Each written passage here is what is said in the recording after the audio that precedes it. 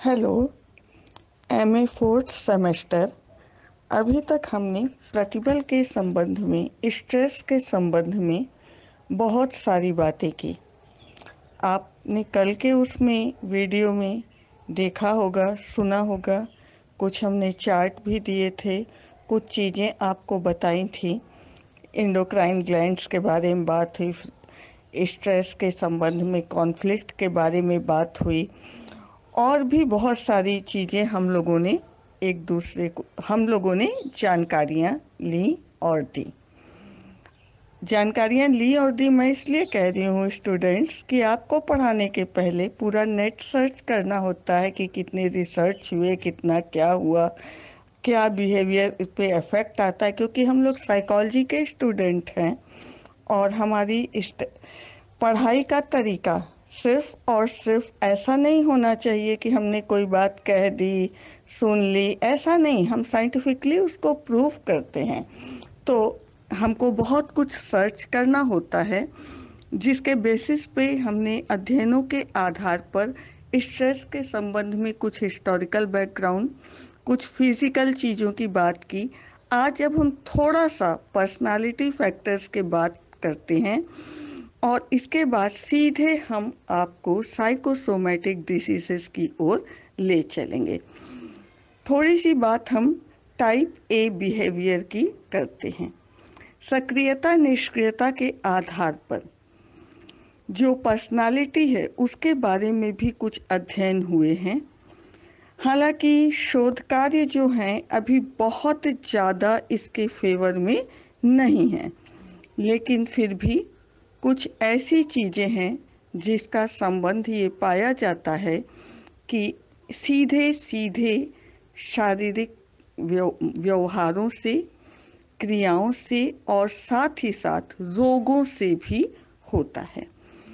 अब हम इस बारे में बात करते हैं टाइप ए और टाइप बी पर्सनालिटी की। टाइप ए का संबंध ऐसे व्यक्तियों से है जो हर समय तेज गति से चलना चाहते हैं। चलने का मतलब यहाँ पैदल चलने से नहीं है, यहाँ हर काम तेज गति से, काफ़ी एक्टिव होकर वह करना चाहते हैं। वे हमेशा यह सोचते हैं कि वह हमेशा आगे रहें। एक तरह से कंपटीशन चाहते हैं, लेकिन कंपटीशन में एग्रेसिव आक्रामक प्रवृत्ति ज़्यादा होती है। यानी वह किसी भी तरह से दूसरों से आगे आने के लिए हमेशा तनावग्रस्त रहते हैं।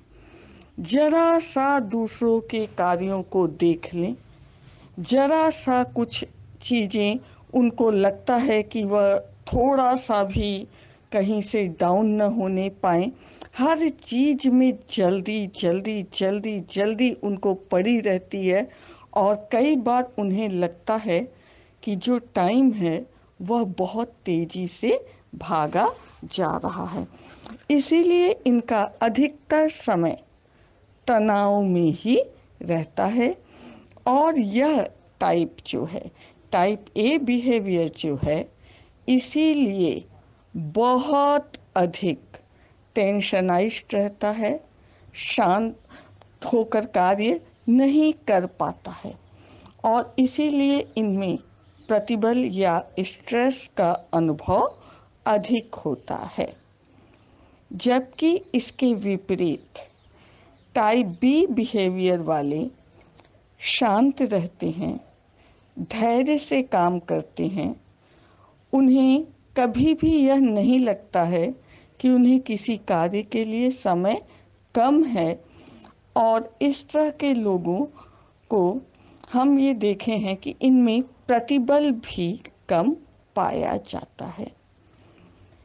इस प्रकार के मेजरमेंट के लिए कुछ टेस्ट भी बनाए गए हैं और आप दैनिक जीवन में इस चीज़ का अनुभव भी करते हैं कि लोगों में ये होता है कि आपने कार्य कैसे किया, वह आपने अच्छा किया बुरा किया, ये इसके बजाय कैसे वो आपको पीछे करें, आक्रामक प्रवृत्ति को अपनाएं, और इतना टेंशनाइज्ड हो जाते हैं कि इसका सीधा इफेक्ट उनकी बॉडी पे पड़ता है, उनके व्यवहार में स्पष्टता दिखाई देता है।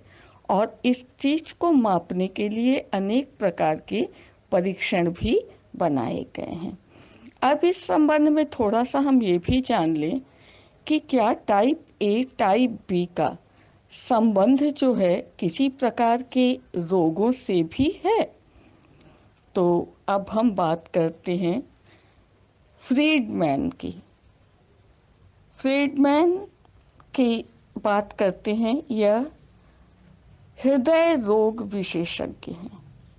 इनका यह निष्कर्ष है कि धूम्रपान, स्मोकिंग, साथ ही साथ जो लोग एक्सरसाइज नहीं करते हैं, जिनमें मोटापा होता है, उनमें टाइप ए व्यवहार हृदय रोग का अधिक प्रबल कारण होता है।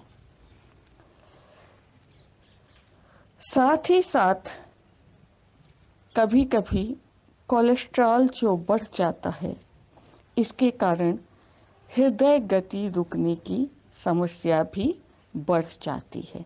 ये जो चीज़ें मैं बता रही हूँ, यह टाइप ए बिहेवियर में होता है। अब सीधा आप रेफरेंस देखिए, सीधा संबंध जोड़िए कि कल हमने आपको एड्रिन ग्रंथियों के बारे में, एंडोक्राइन ग्लैंड्स के बारे में बताया, और बताया कि इनके सेक्रेशन किस स्थिति में किस प्रकार से अधिक या कम हो जाते हैं। तो यह जो हृदय संबंधी रोग है टाइप ए में होने का कारण एक यह भी हो जाता है क्योंकि इनमें प्रतिबल की मात्रा बढ़ जाती है। टाइप बी में इसकी संभावना कुछ कम होती है, लेकिन एक बात फिर ध्यान रखिएगा कि यह निष्कर्ष अभी बहुत ठोस नहीं है, बहुत सॉलिड नहीं है। अब हम थोड़ी कुछ रोगों के बारे में, विकृतियों के बारे में बात करते हैं। और आज हम सबसे पहले, अब आप सोच रहे होंगे ये बातें बहुत दिन से हो रही हैं कि साइकोसोमेटिक डिसऑर्डर्स के बारे में हमने लंबा चौड़ा स्ट्रेस पढ़ा, ग्रंथियां पढ़ा, फ्रस्ट्रेशन पढ़ा, कॉन्फ्लिक्ट पढ़ा, और अब जाके हम आए हैं आमाशय तंत्र विकृतियों पर। इसका कारण ये था क्योंकि अब जब आप ये पढ़ेंगे तो आपको बहुत सारी चीज़ें बड़ी क्लियर वे में, बड़ा कॉन्सेप्ट आपका क्लियर होता जाएगा कि क्यों आपको मैंने ये चीज़ें पहले बताई थी। अब आमाशय यंत्र में जो विकृतियां होती हैं, गैस्ट्रो इंटेस्टाइनल डिसऑर्डर्स, इसमें सबसे पहले हम चल रहे हैं पेप्टिक अल्सर की ओर। पेप्टिक अल्सर एक शारीरिक बीमारी है। आप पहला प्रश्न स्वयं से यह करिए कि अगर यह शारीरिक बीमारी है तो हम साइकोलॉजी वाले क्यों पढ़ रहे हैं इसको। सोचिए आप, ये प्रश्न मैं हमेशा आपको कहती हूँ कि कुछ भी पढ़िए, एक क्वेश्चन मार्क लगाइए कि आपके सिलेबस से यह क्यों रखा गया है। इसे तो डॉक्टर्स को पढ़ना चाहिए। तो जी हाँ, अब तक आपने जो फैक्टर्स पढ़ा है, प्रतिबल संबंधी और बहुत सारी परिस्थितियों संबंधी, अभी जैसे ये आपका, हम लोग जिस दौर से गुजर रहे हैं, इसमें जो फिजिकल प्रॉब्लम तो हो ही रही है। आप खुद महसूस करिए कि पर डे जो साइकोलॉजिस्ट के रिसर्च आ रहे हैं, पर डे कुछ न कुछ नया शोध पत्र निकल रहा है, कुछ नया पेपर निकल रहा है, कुछ नए लेख निकल रहे हैं। यह क्या कह रहा है? यह कह रहा है कि मानसिक चीजें हमारे शारीरिक क्रिया तंत्र को भी प्रभावित करती हैं। अब हम गैस्ट्रोइंटेस्टाइनल डिसऑर्डर में सबसे पहले पेप्टिक अल्सर के बारे में बात कर रहे हैं। पेप्टिक अल्सर यानी आंत का घाव। आंत का घाव यानी छोटी आंत या आमाशय में जब घाव हो जाता है, इसके कारण जब व्यक्ति भोजन करता है तो भोजन के बाद यानी खाने के लगभग 1-1.5 घंटे के अंदर ही व्यक्ति के पेट में दर्द होने लगता है। पेट में दर्द होने लगता है, व्यक्ति को मितली आने लगती है, कई बार उल्टी भी हो सकती है। ऐसे में उसकी स्थिति गंभीर होने लगती है और कई बार उसके आमाशय से रक्त स्त्राव होने लगता है। रक्त स्त्राव जो होता है वह कई बार उसके मुंह से भी रक्त निकलने लगता है।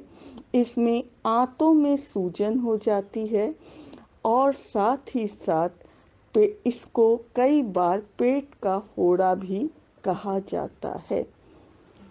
यह अध्ययन ये कहते हैं कि निरंतर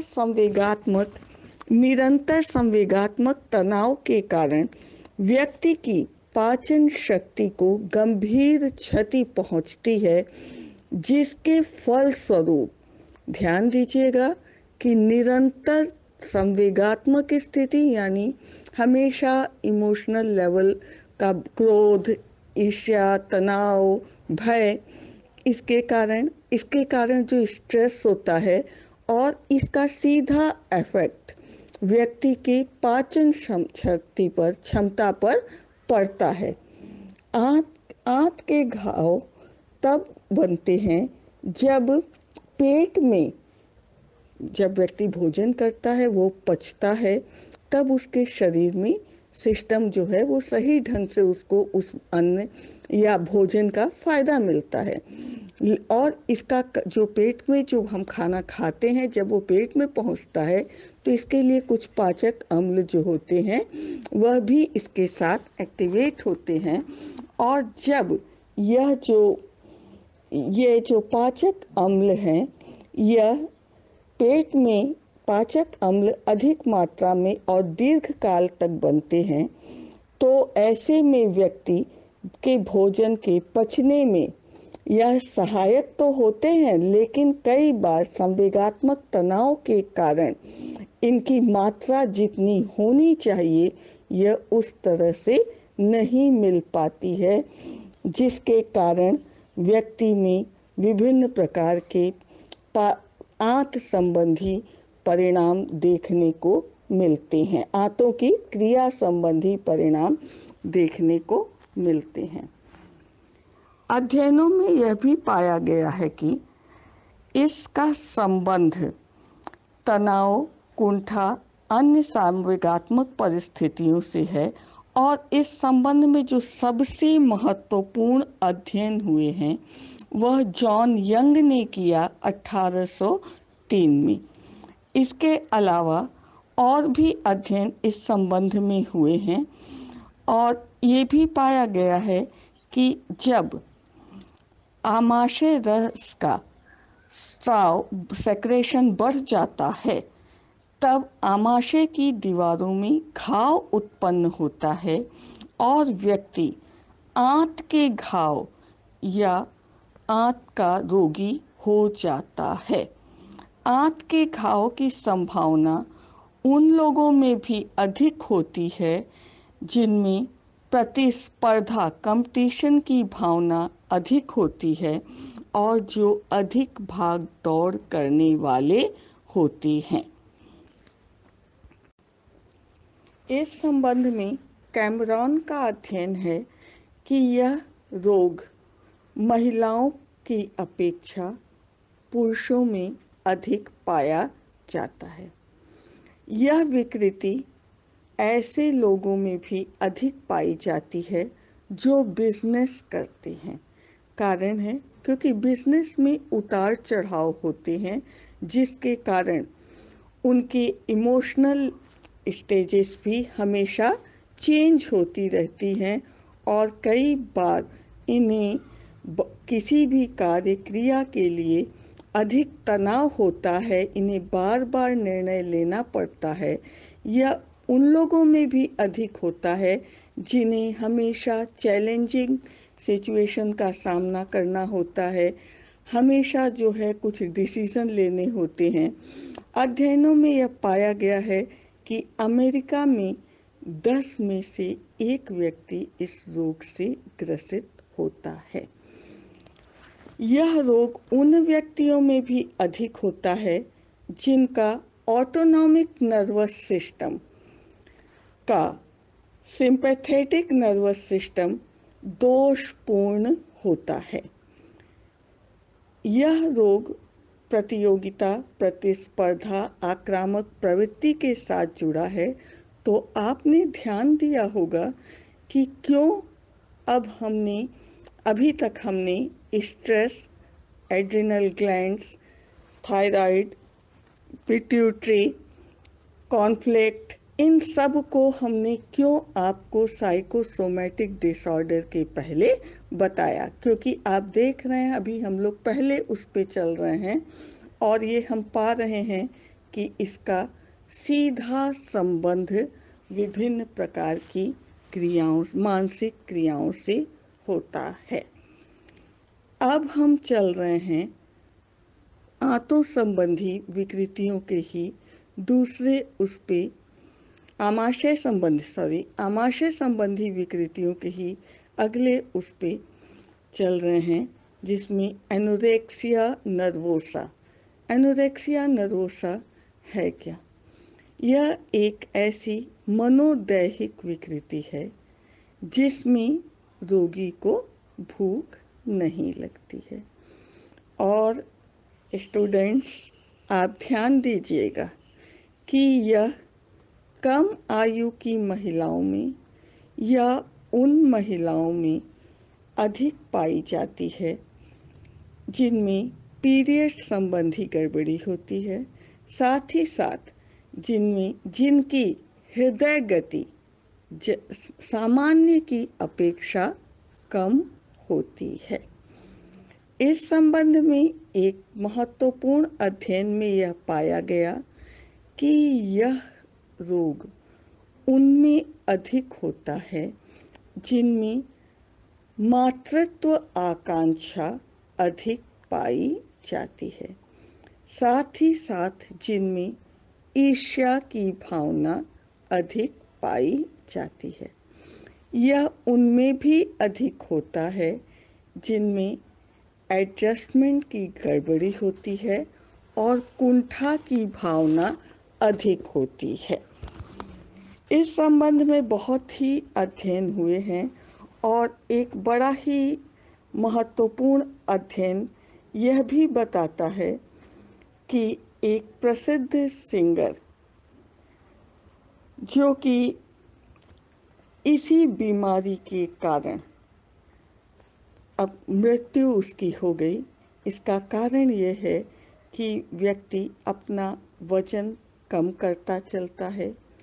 आजकल जो गर्ल्स हैं, महिलाएं हैं, वह दुबला दिखने के लिए कम खाना, अपनी फिगर को मेंटेन रखने के लिए ऐसी क्रियाएं करना, जिससे कि ऐसा भोजन लेना, ऐसे अपने को हल्का फुल्का दुबला दिखाना, मॉडल की तरह दिखाना, जिसके कारण जो हमारा शरीर है वह पूरी तरह से न पोषक तत्वों को पा पाता है और इस कारण से कई बार यह अपने आप को महिलाएं जो हैं इस तरह से नहीं रख पाती हैं कि सही भोजन लें, अपने को स्वस्थ रख सकें। हमेशा वह भोजन कम कर देती हैं, जिसके कारण भोजन कम करने के कारण वह खतरनाक स्थिति तक पहुंच जाती हैं।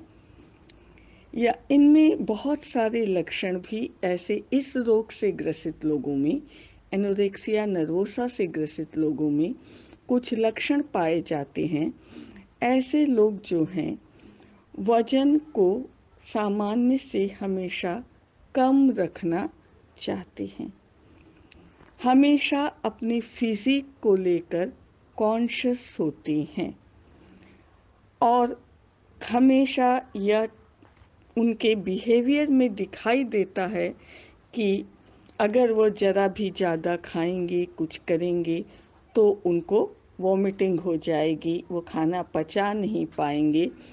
तो ऐसी स्थिति में आमाशय संबंधी घाव उत्पन्न होते हैं, आमाशय संबंधी क्रियाएं प्रभावित होती हैं। आज हम इसी के में आगे चल रहे हैं। बुलिमिया, ये बुलिमिया क्या है?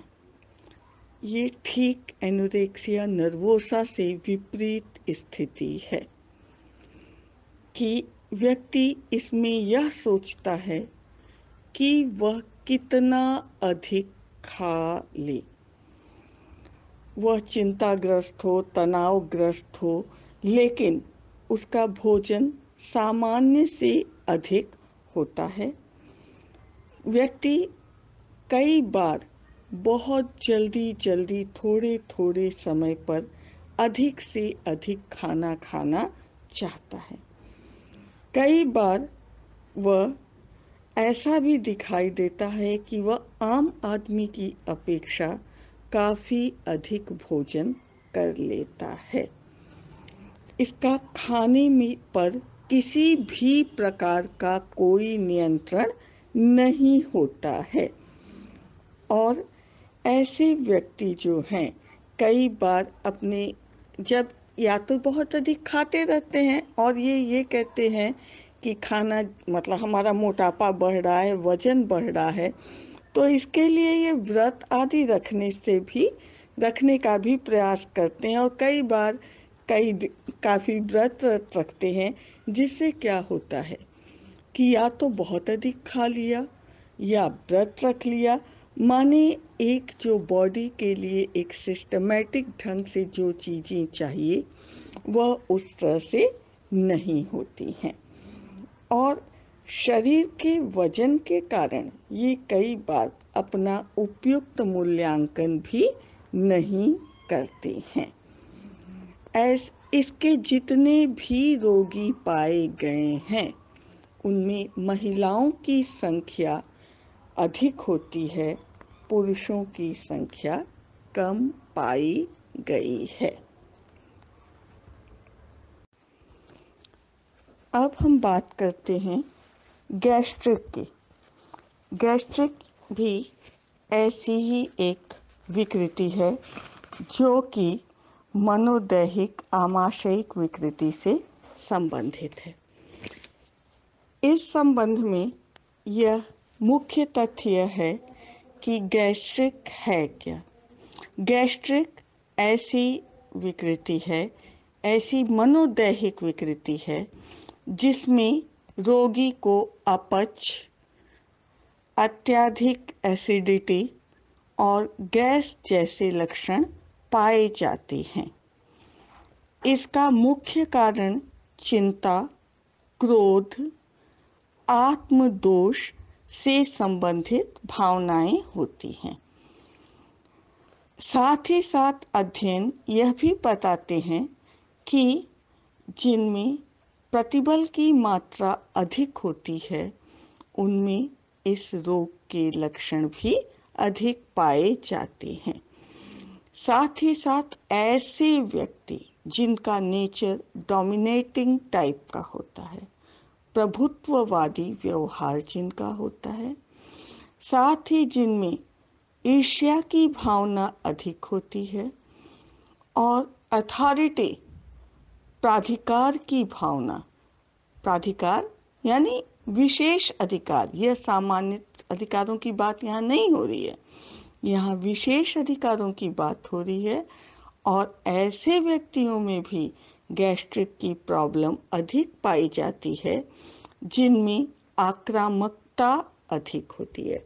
आप अब तक जितनी भी ये विकृतियां पढ़ रहे हैं आमाशय संबंधी, इनमें आप देख रहे हैं स्ट्रेस, ईर्ष्या, आक्रामकता, ये सब व्यवहार बार बार वर्णित किए गए हैं।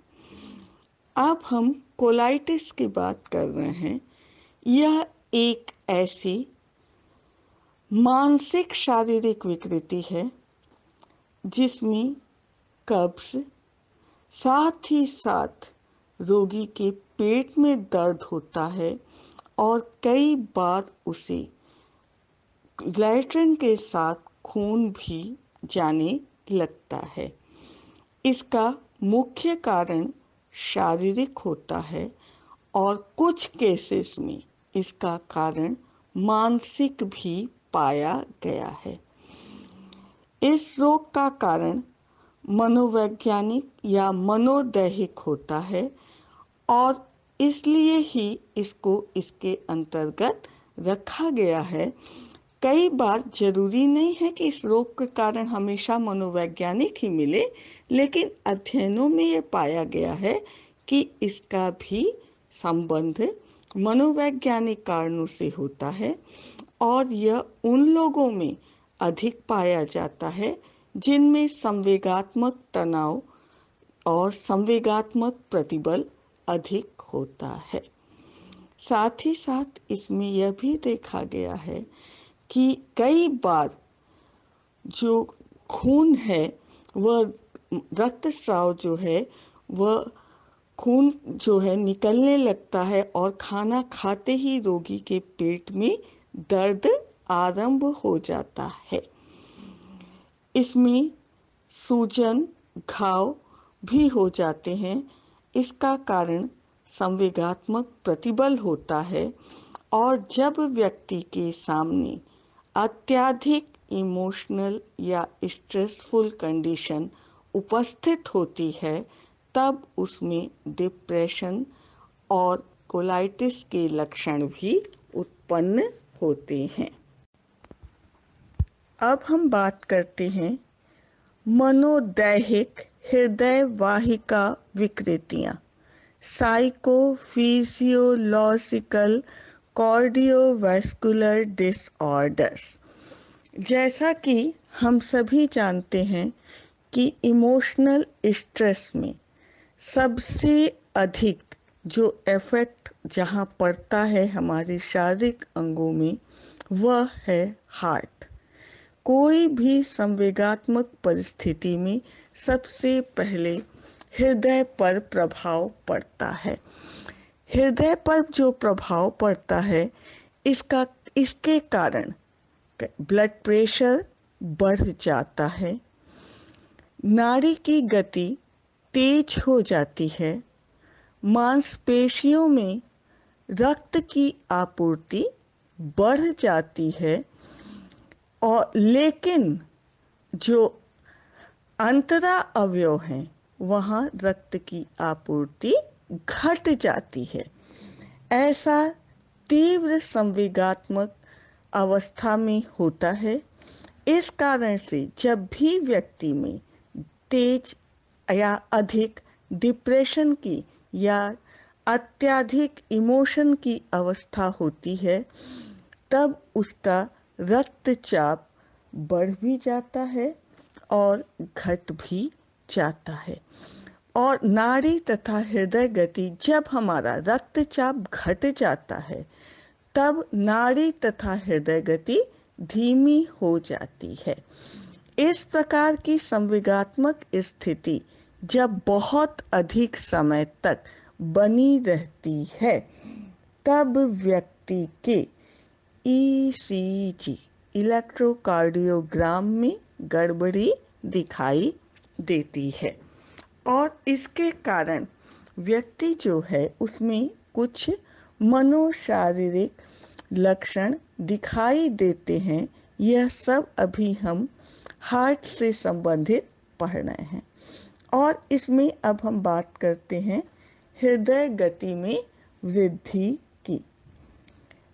हृदय गति में विकृति की तब उत्पन्न होती है, हृदय गति में वृद्धि के कारण ऐसी विकृति उत्पन्न होती है जब हृदय की गति तीव्र होती है और इसके कारण क्या होता है कि जो हार्ट हमारा एक जनरल सामान्य स्थिति का होता है वह उसका रेगुलेशन नहीं रह पाता है, वह अनियमित प्रकार का होता है, यानी हृदय गति अधिक हो जाती है। व्यक्ति कमजोरी महसूस करता है, हृदय गति अधिक होती है और कमजोरी महसूस करता है, जिसके कारण क्या होता है कि उसे सांस लेने में भी कठिनाई होने लग जाती है। इस अवस्था में नाड़ी की गति भी प्रभावित होती है। सामान्य अवस्था में नाड़ी की गति 72 पर मिनट होती है, लेकिन धड़कन या स्पंदन जो कहते हैं हम इसको, लेकिन जब यह अवस्था ऐसी होती है तो हृदय गति में जब वृद्धि होती है तो यह गति भी 130 तक पहुंच जाती है। यह विकृति उन लोगों में पाए जाने की संभावना अधिक होती है जिनमें की प्रतियोगिता की भावना अधिक होती है। अब हम बात कर रहे हैं हाई ब्लड प्रेशर की। आधुनिक समय में, मॉडर्न टाइम में, अक्सर लोग ब्लड प्रेशर हमेशा टेस्ट करवाते रहते हैं और आप सुनते होंगे कि ब्लड प्रेशर हाई हो गया है। यह हाई ब्लड प्रेशर अधिकांशतः आधुनिक युग में पाई जाने वाली ऐसी विकृति है जिसमें कि व्यक्ति का ब्लड प्रेशर बढ़ा हुआ होता है, और जब ब्लड प्रेशर बढ़ जाता है तो उसमें चिड़चिड़ापन, सिर दर्द जैसे लक्षण दिखाई देते हैं और इसके कारण उसका व्यवहार भी संवेगात्मक प्रकार का हो जाता है। इस संबंध में अध्ययन ये कहते हैं कि यह रोग उन लोगों में अधिक होता है जिनमें दूसरों पर निर्भरता अधिक होती है, आत्मविश्वास की कमी होती है, असुरक्षा की भावना होती है। ऐसे लोग जो ऊपर से तो शांत दिखाई देते हैं, लेकिन कई बार अंदर ही अंदर उनमें बहुत क्रोध और रोष होता है, उनमें भी यह विकृति पाई जाती है, यानी हाई ब्लड प्रेशर की संभावना पाई जाती है। इसी संबंध में अब हम आगे बात करते हैं हृदय धमनी विकृति की। हृदय धमनी विकृति भी उन लोगों में अधिक होती है जो थोड़ा सा हम ये बात करना चाह रहे थे कि हृदय धमनी विकृति जिनमें अधिक होती है, उनमें उनकी मृत्यु भी जल्दी हो जाती है और हृदय धमनी विकृति के कारण मरने वालों की संख्या भी बहुत ही अधिक है। यह रोग या विकृति व्यक्ति में तब होती है जब हृदय में रक्त की पूर्ति करने वाली धमनियों में रक्त जम जाता है, यानी जब हमारी धमनियों में रक्त जम जाता है तब व्यक्ति को इस प्रकार की विकृति उत्पन्न होती है, जिसके कारण कि उसकी बॉडी में सामान्य रक्त की आपूर्ति सामान्य तरह से नहीं हो पाती है। ऐसे व्यक्ति बीमार हो जाता है, उसे दिल का दौरा पड़ जाता है। यद्यपि ये सारे कारण फिजिकल होते हैं, लेकिन इसका कारण मनोवैज्ञानिक भी होता है। एक अध्ययन में ये पाया गया है कि जब हृदय की मांसपेशियों में उत्तेजना अधिक होती है तब रक्त के प्रवाह में अवरोध बढ़ जाता है और यह रोग उत्पन्न होता है। जोन्स ने भी ये कहा है कि संवेगात्मक तनाव इसका एक बहुत ही महत्वपूर्ण कारण है। इसे CHD भी कहा जाता है। CHD रोग में व्यक्ति के सीने में बहुत अधिक दर्द होता है। दर्द का कारण शारीरिक या मनोवैज्ञानिक हो सकता है। मनोवैज्ञानिक कारणों में प्रतिबल या तनाव महत्वपूर्ण कारक है। तनाव की दशा में व्यक्ति में हार्मोन्स जो हैं उनका जो हार्मोन्स हैं वह सही या संतुलित मात्रा में न होकर ये जो एंडोक्राइन ग्लैंड्स के सेक्रेशन हैं ये हमारे कम या अधिक हो जाते हैं, जिसके कारण व्यक्ति की धमनियों में रक्त जम जाता है और इससे दिल का दौरा भी पड़ जाता है। दिल के दौरे का संबंध व्यक्तित्व की विशेषताओं से भी पाया गया है। ऐसे लोग जो अधिक भाग दौड़ वाले होते हैं, अधिक कंपटीशन वाले होते हैं, जिनमें तनाव की मात्रा अधिक होती है, साथ ही साथ टाइप ए व्यवहार जिसके बारे में हमने आपको बताया है, वह लोग भी इससे संबंधित होते हैं।